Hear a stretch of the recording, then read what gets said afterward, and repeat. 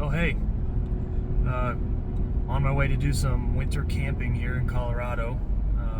Left Loveland about 30 minutes ago and heading through Masonville over to Highway 14. It's the Poudre Canyon, and then we're going to take that to Pingree Park Road and Crown Point Road, where there's a couple good spots. Usually it's pretty crowded in the summer, but since it's snowy and cold and it's a Sunday, there shouldn't be a problem finding a spot.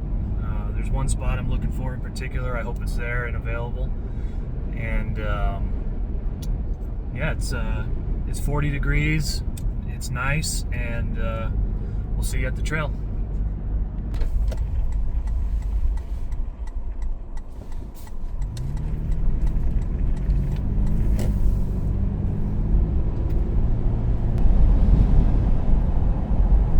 Alright, we're coming up on the turn for Pingree Park Road.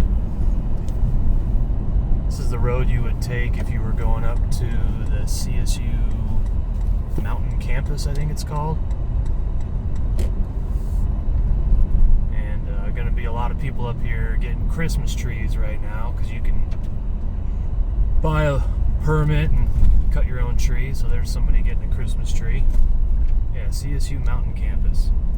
We are not going that far up. We're going to turn onto 139, which is Crown Point Road, in a couple miles here.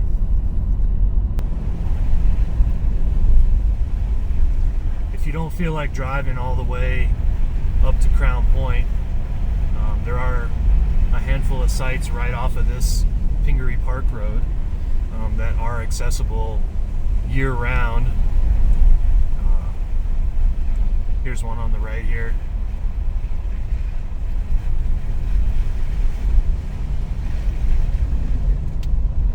Quite muddy today. It's 34 degrees, but it's really sunny.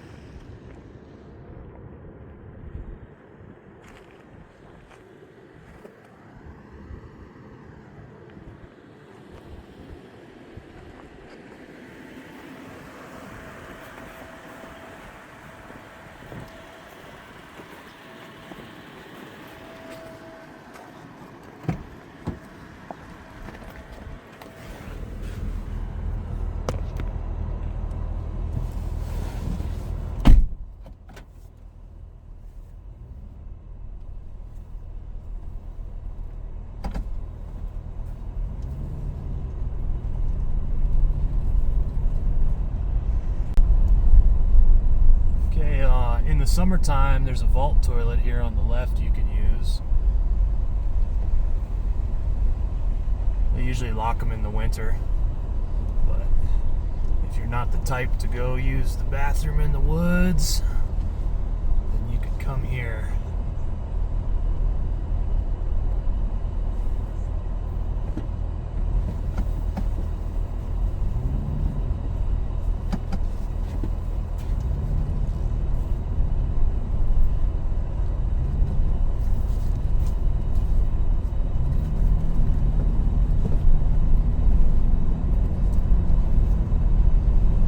Somebody else who's probably winter camping. Cool. Alright, we're coming up to the turnoff. If you stay left, that'll take you to that CSU Mountain Campus. That's Pingree Road. It'll also take you to Buckhorn Canyon, which is closed in the winter. But we're going to go right, and we're going to go on this 139 Crown Point. It's open year-round if your vehicle can make it. Alright, we caught up to a Jeep. I saw some orange clothes, so they're either hunting or scouting for hunting.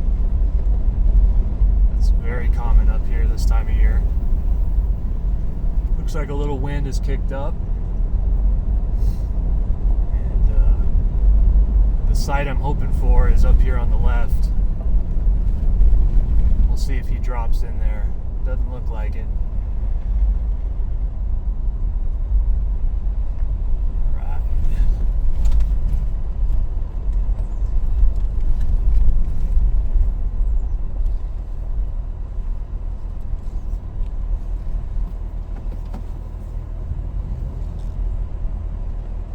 Yeah, this is my favorite site up here. So here's 259. This is that side trail. It goes in here and it goes around the whole mountain and then comes back to the main 139 Crown Point. And if you look here, it says that this gate is scheduled to be locked on December 7th, which I'm not the best at remembering dates, but that actually might be today. I'll put that in the comments later. I'm just looking for firewood, and there's a good bit kind of scattered up there in the trees, so I'll go grab that. Here's a nice dead one.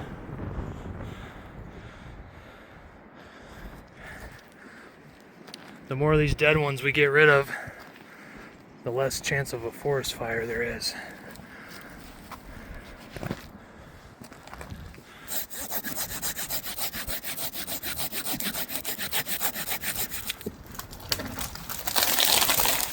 That was cool. Perfect. And very dead. Okay, so I wanted to show you inside my setup here. This is an ARB 8-foot by 8-foot vehicle awning with the attached room. So it's basically an 8 by 8 cube. It's about 6 feet tall. When I stand up, my head rubs. I'm 6'2". I'll show you from the outside what it looks like. But basically I've got this Harbor Freight step stool, which is a great little tent table. It's aluminum, it's light, it was cheap. It's honestly one of the better finds from Harbor Freight. That's my big Agnes chair. Over here I have an REI cot, and then a Thermarest air mattress on top of the cot, and that really makes that situation a lot better. What's cool about this ARB room awning thing is that if you keep your windows rolled down, you can reach in and get stuff out of the vehicle, or you can zip the thing all the way down and you can actually open the doors and get into the vehicle. But since it's cold, I'm trying to keep a little bit of warmth in here, so that will be getting zipped up really soon because I have pretty much everything I need from inside the vehicle. Over here, this is my Bluetti power bank. Came out with 99%. It's at 94% right now, and I'm not going to let it drain that fast. The only reason it's going down is because I have this 12-volt oven plugged in, and I have a taco in there left over from last night. Shout out to Taco Man in Berthoud. Check him out. But DC and AC, and then that's going to be what runs the diesel heater, which I'll go outside and show you that setup. Oh, and I'm also charging this. It's a light. It's like a pull cord light, or you can leave it all rolled up in there, or you can use it as a battery bank. I have two smaller battery banks, and I forgot to bring them. So luckily I have this big bad Bluetti, because this thing will run my diesel heater all night long, no problem. And then this box here is just supporting, and I'll move it and make it better, but it's just supporting the exhaust for the hot air coming out of the diesel heater. And you'll see what that is. It's a electric kettle, which I may or may not try out. Trying to like see about converting and using more electric gizmos rather than fuel. So, but I do have this little burner, and I can warm stuff, I can cook, I can make hot water if I need to with this cup here. So that's the inside setup. Let's go outside. Okay, so here it is from the outside. the awning is mounted to my Sherpa Crestone roof rack, and this is the room with the room attachment on the awning. There goes a Jeeper. Hell yeah. And then out here is the diesel heater. So this is the combustion exhaust. That's for what the diesel burns. And then, seeing as the heater is outside of the tent, it's going to be pulling in cold outside air, heating it, and sending it into the tent as warm air. If it's extremely cold, you can put the heater in your tent and just run this combustion exhaust out. You just have to be kind of a little bit more worried because that exhaust gets really hot. But the vent for the hot air is not that bad, and I have a towel wrapped around it. So there's that setup, and then here it is from a little farther away. You can see the room, the awning room itself has its own roof. So there's actually two roofs right now. There's the awning, and then there's the room. So it's kind of a double layer roof. That's really good in the summer because then the hot sunlight doesn't cook right down on your room itself.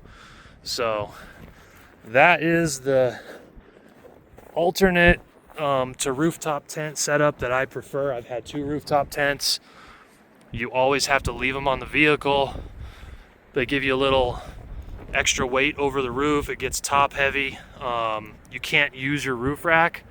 I don't have a pickup truck anymore, so I use this roof rack for like lumber and stuff going to Home Depot. So having the roof rack free and clear of a rooftop tent is really nice. Plus, you can't stand up in a rooftop tent. You could make your coffee with that electric kettle, I guess, in the morning without having to get out of the tent. But like when I wake up tomorrow morning, I'm gonna be in a warm tent. I can make coffee, I can make breakfast. I have some leftover biscuits and gravy that I'm just gonna warm up real easy. And so being in that enclosure, I mean, it's kind of like a wall tent. It's a really good setup. And then here's where I'm at. This is a creek that I've never seen frozen over like this, but it is. Excuse me. And you can walk across there and check it out. There's some more campsites and stuff. I looked for wood. There's not much wood over there. I had to go up the road. But I did get this sweet haul of wood.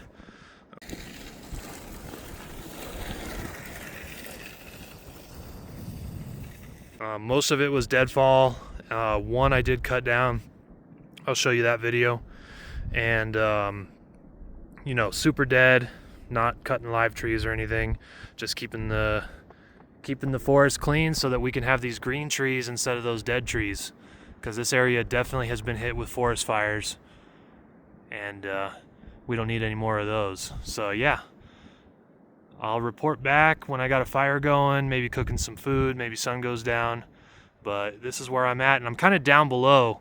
Right up here is the road, and to get down here you come down this little embankment or trail or whatever you want to call it. And yeah, dug out the fire pit already. So, and in that Pringles can I have some fat wood that I've collected. Every time I go camping I look for fat wood, and then I have some newspaper there as well. So we should have a pretty good fire. I just got to break all this wood up and make it happen. All right, thanks, see ya. Also, before it gets dark, I'll show you the inside of the 4Runner here. Really simple setup.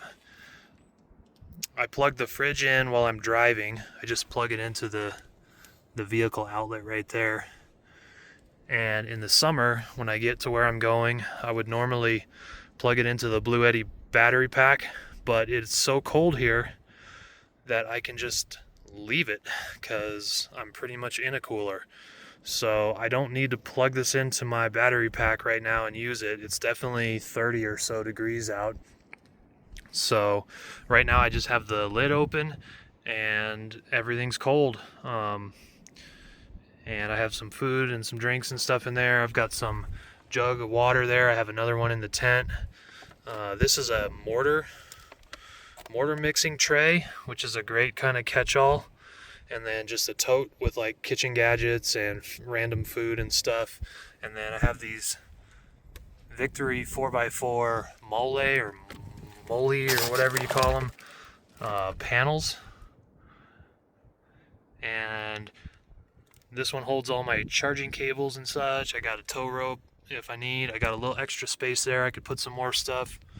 Over here I have like a Gerber multi-tool. I have gloves. I have tie downs. I have a air pressure gauge and deflator.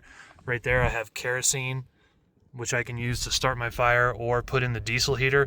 I know it's a diesel heater, but kerosene is basically refined diesel, so when you run kerosene, you don't even smell the exhaust. It's actually better. I know it costs more, but it's just a better setup. So anyway, yeah, there's the, there's a lot fancier setups, but you really just need a tote, a cooler or a fridge, and some other kind of miscellaneous. Alright, well, it's 4 o'clock. It's 32 degrees out. And I am sitting in my car with the car running because I tried to plug in that electric water kettle and test it off the Bluetti, and it completely zoinked out the battery. So my 12 volt DC oven, no problem. I mean, it used a good bit of juice, but it was fine. I had some phones plugged in, or one phone and one light pack that was charging up. And then I was like, oh, I'll just see how this kettle draws. It's a 1500 watt kettle, and the Bluetti is supposed to max out at 1800 watts, so I knew it wouldn't run for very long, but it said it heats water in 10 to 15 minutes. So I thought, well, I'll try this out. 10 to 15 minutes can't be a big deal. The Bluetti shut off. It said 0% battery, and I thought, well, I could do a factory reset. That didn't work.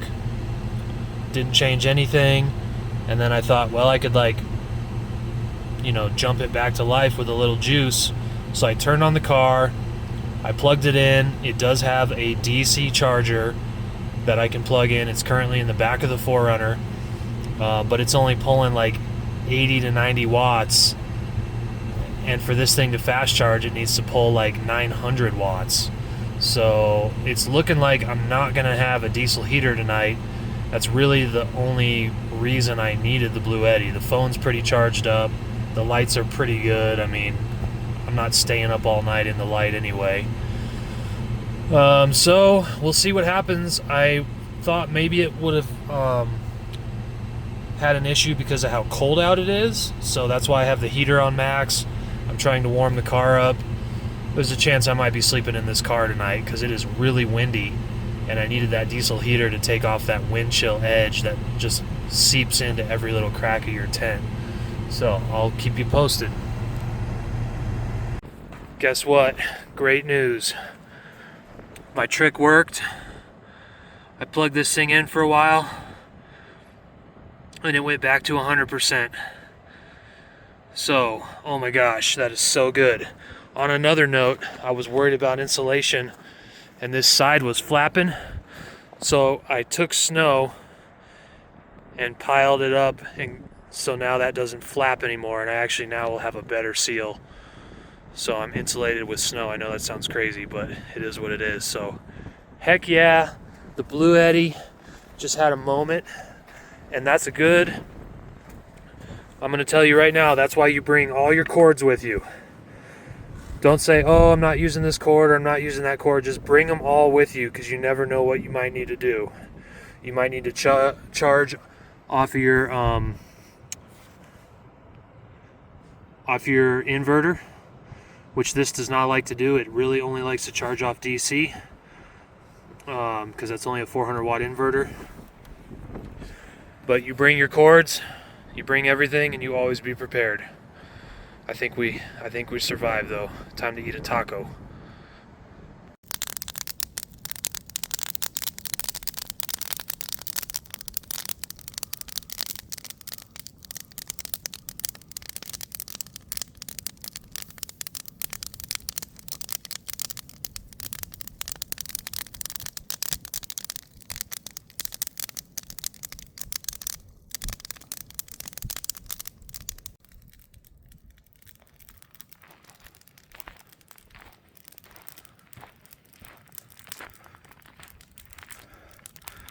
There's nothing much like a big old bonfire in the snow.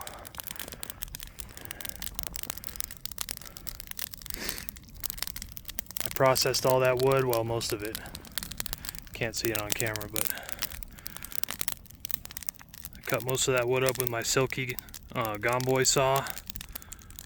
I have my chair right there, and then there's the setup over there. I've checked the Bluetti a few times and it's totally fine as of right now. We'll see when I put a load to it and try to run the heater tonight, but honestly it's so warm inside that tent right now. I think if I just like warm some food up, or even warm some water up, maybe boil some water and put it in an Algene, put it in my sleeping bag with me, I think I'll be fine even if the Bluetti does have a fit. Okay, we got a little problem tonight. The ARB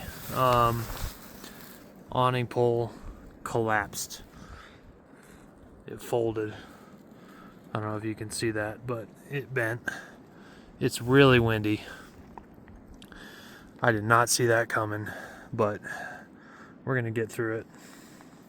This has been a good night of tests. Jeez. Well, this is the next morning, and I have to say, I'm taking back my glowing review of this setup after being in a windstorm all night. It is just not built to handle any kind of wind. It's a cube, and as soon as it's not even barely windy now, and look at how bowed in this thing is. You know, my pole broke. I had to ghetto rig this just to hold it up. I mean, yeah, it's a little breezy right now, but a regular dome tent with the sides tied down would have been absolutely fine. This was miserable. This was one of the worst nights of sleep I've ever had, and I can only imagine. I don't know if that's scratched up or not. We'll see once I put everything away, but yeah, that was not the ticket. ARB, this is not a wind rated unit. I got everything pretty much taken down, except for the awning, and you can see here's my repair for that broken pole. I took another pole and just taped the heck out of it. It kind of worked. I've already had to replace this pole because it got bent once when my dog tried jumping in to the awning room and the screen mesh door was shut. And he hit it so hard he bent that pole. So now I'll be ordering probably 2 replacements, so I have one on hand if this happens again, and I'll just leave it in the 4Runner.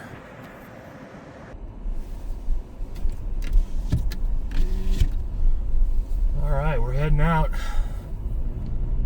It's 9 o'clock and 32 degrees. I could say that was an adventure. Didn't go as smooth as I was hoping. Mainly because of the wind. I really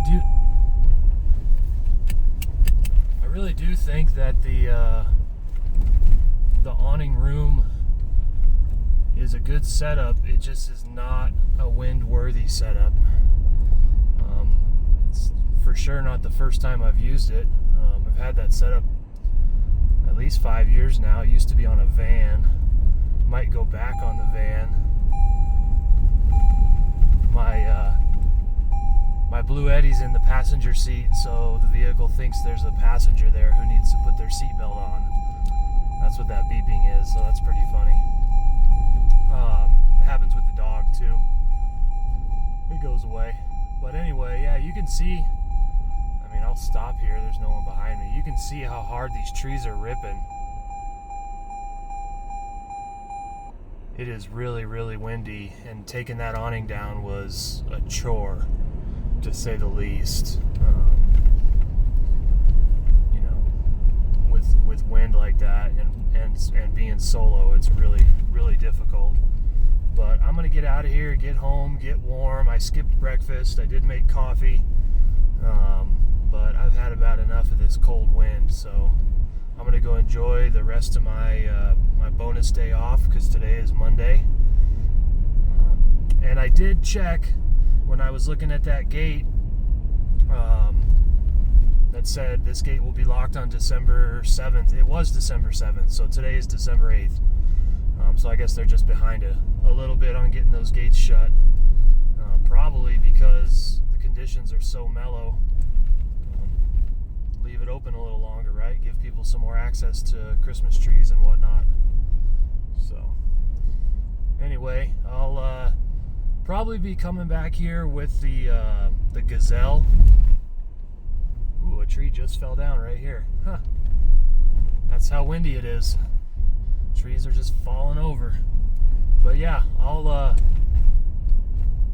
keep an eye on the snow. If it doesn't snow anymore, or if it just snows a little bit, and getting in here is not a problem, I will come back and try to recreate this trip with the Gazelle tent, which is a dome style tent. It has lots of tie downs, and when you get it secured and tied down proper, it does really good in the windy conditions. So live and learn, try different things, and just always have fun. That's really all it comes down to. Take it easy.